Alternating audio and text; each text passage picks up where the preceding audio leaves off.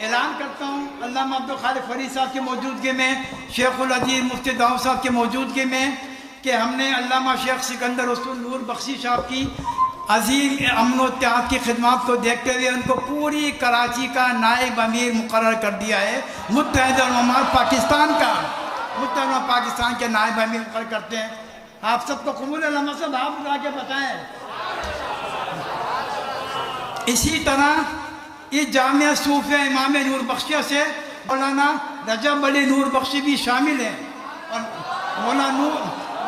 مولانا رجب علی نور بخشی صاحب کو ہم کراچی جمشید ٹاؤن کا ان کو صدر مقرر کر رہے ہیں۔ تمام مکاتب فرقہ دیوبندی بریلوی شیعہ حدیث مل کر قائدین کی اجازت سے متحدہ امت جمشید ٹاؤن کا صدر مقرر کو کیا جا رہا ہے، ماشاءاللہ۔